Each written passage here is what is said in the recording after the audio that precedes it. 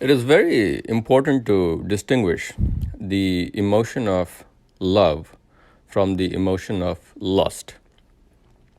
Both of them have the common quality of creating some sort of binding with the subject that is involved, but the approach is diametrically opposite. In case of love, if you think in terms of chakras, love comes from anhata, which is the heart chakra. So it is more about giving and forgiving. So if the subject in some way does something which you did not want it to do and hurts you, you're willing to forgive them. But the ability to care and protect for them remains unmitigated despite all adversities and atrocities that that individual might perpetrate on it.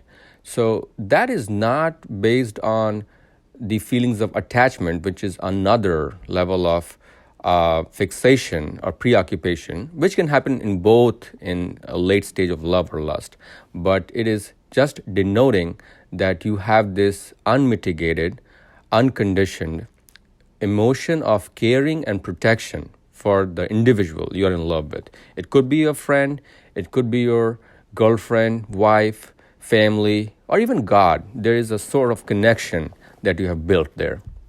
Now, lust, on the other hand, is a very fleeting sensation, and that's the beauty of what we'll call the repolarization period in a QRS wave on a heartbeat, or the period of total latency, which is to say that after the episode, say after a person has had sex and they had an orgasm, they have this period of total latency, total emaciation, where they do not have any will or ability to re-engage in that sexual act or even that thought.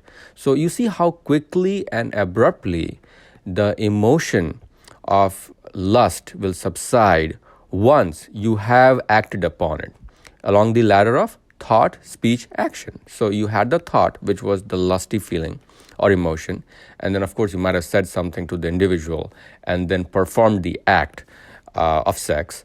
And then there's a precipice, there's a sudden cliff drop, and you are not having that feeling for the next 7 seconds or whatever duration there might be, depending on the individual's old samskaras. But basically, there's a total abrupt stop. And that is the distinction between love and lust. Love will continuously flow within you. It does not ebb and flow. It is continuously, persistently there all the time. And that is why in Bhagavad Gita, you will hear God wants you to develop divine love. And Mamev Smaran Yuddhachukar. He says that always remember me and do your stuff. So love involves activities of protection and surrender. So there is that giving quality in which you are protecting and caring and providing for that individual.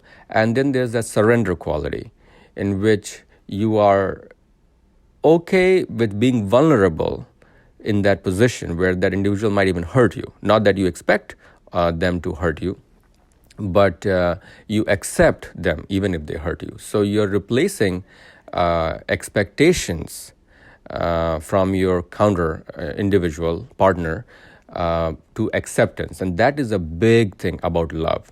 Love accepts and lust expects. So once you have replaced your expectations with acceptance, you have transmuted your lust into love. Now, another thing on the bodily level you might know, which denotes that love is, of course, a higher and shows the origin of love versus lust, is a shloka in Gita. The shloka goes as Indrani Parani Aurindrebhya Param Mana Manas Parasastu Parabhavo Mana. I think it means that there's 4 levels of appreciation of emotions, feelings, senses. These are the sense organs, which are attached to the karmendriya or the organs of procreation and performance. And then above that is your man, which is mind. And above that is the buddhi, which is the delineating intellect, and above that is the soul. So those are the four layers. And senses, or the Swadhisthana chakra, are tied to the lower level. You can see it's the sacral plexus, the second pleasure-seeking area. So that's why it's lower. Lust is way lower than love. And you cannot win and get into long-term relationships, fruitful relationships, if they're driven by lust. Lust is what welcomes someone into the door to create a relationship. And that's not a bad thing necessarily, because you need some sort of physical attraction to be piked by the individual. But once you have gotten to know the individual, or during the process of getting to know the individual, love is what will be driving and leading to buttressing of that relationship. So friends, just to summarize it again, love is a perpetual, unmitigating feeling towards another individual, and the feelings are of caring and protection, which is the giving part, and surrender, which is the forgiving part. Lust is intermittent cravings, which are created by surrounding environments, the gunas, material mode of natures, as well as past recall memory from not having engaged in that activity because of the disrupted samskaras. Lust will be ebbing and flowing, whereas love will be persistent. Lust will have an abrupt decline after performance of the sexual act, whereas love will continue to flourish in the mind. Lust is more in the action component. That's how it operates, the thought, speech, action. Whereas love is always think. It's in the memory. That's why if you recall the name of the god, chanting, or even the person you're in love with, if you're constantly thinking about them, then that is your pure unmitigated love, which will flourish in long term, versus lust will just over time die, especially for the same individual, because the senses are used to desaturation if they are exposed to the same receptor. So it will keep looking for a new individual, a new body, look at individuals as body parts and not as the individual soul itself. So whenever you are ridden by feelings of love, you have to grow them with more thoughts, more memories.